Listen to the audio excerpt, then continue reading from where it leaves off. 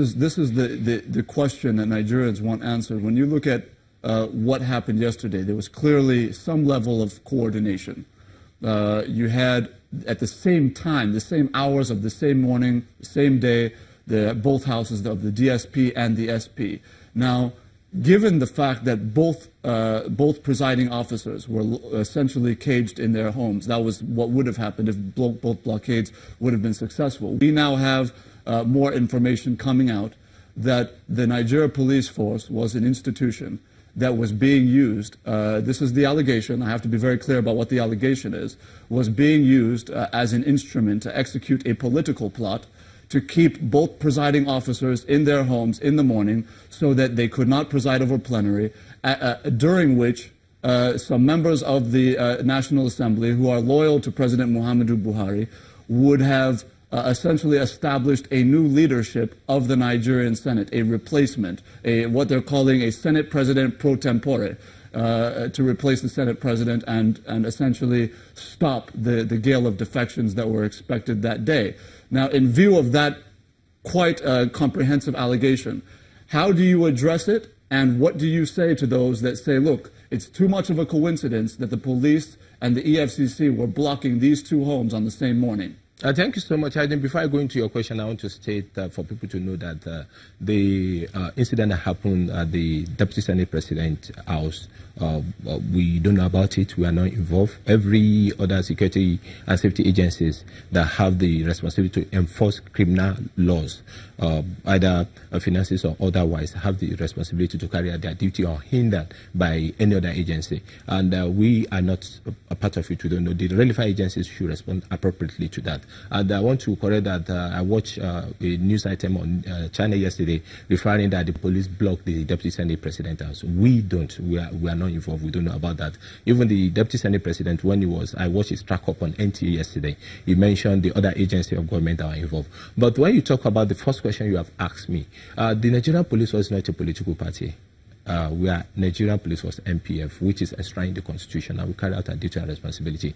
We are not instrument in the hands of either anybody political to use either to stop whatsoever process anybody want to embark upon. And democracy, the essence of democracy is to ensure that the will and the very quickly. We don't have a lot of Mr. Mushu. We don't have a lot of time. So we are not involved. We are not involved. Okay, very well. Now, very quickly, before I send it over to Lagos.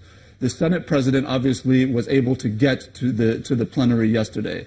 Now, part of the allegation is that he was able to get wind of the plot of the security agencies blocking both him and the DSP's house, and as a result, the night before did not sleep where his convoy was and came from a different location, and therefore that is why the blockade failed, and that's why he was able to get to plenary and essentially execute the reading of the letters of defection in the end. Does that have anything to do with why you are now questioning his ADC over the failure of the ADC not knowing the Senate President's whereabouts? No, not at all. If you are dragging into it, you are dragging us into policies. Don't you concern us with what transpired? Wherever the Senate President has decided to sleep, I'm just hearing from you that the Senate President was not sleeping in his residence, or probably maybe he slept anywhere else. That is not our concern. Our concern is to ensure that we maintain law and order in the country, and even provide security at the venue. Everywhere at the National Assembly, you see police personnel on ground to ensure that the safety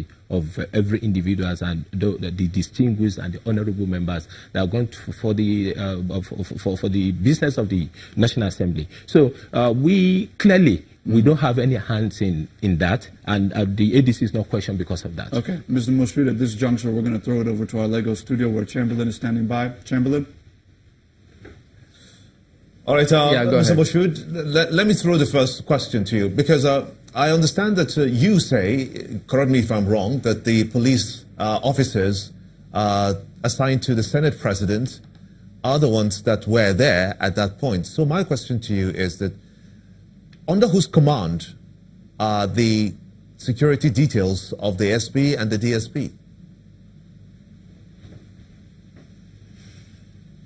Thank you so much. I think instead of Chamberlain, I think Gimba Umar is asking the question. And I want to let you know that the ADC and the CSO and the direct officers that have control over the personnel that are deployed to protect their principal.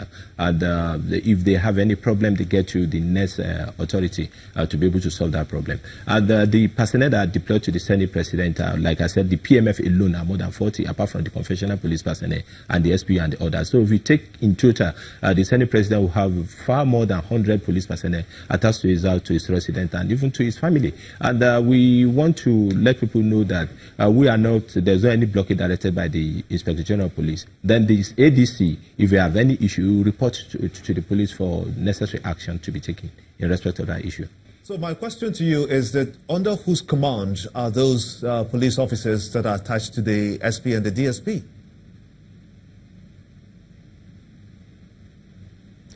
They are under the command of the Nigerian Police Force. Because if you look at we have the Special Protection Unit, which are for close protection of their principals, and that's come under the Special Protection Unit. And we equally have the PMA personnel that come under the Police Mobile Force, and the Police Mobile Force is under the control of the Commissioner of Police in charge of Police Mobile Force. And the conventional police personnel, you have a whole divisional headquarters in the National Assembly. They are under the control of the DPOs. But in summary, like I said earlier on, the ADC look to the day-to-day deployment of these police personnel and where they are needed and the area that you need to cover for the day.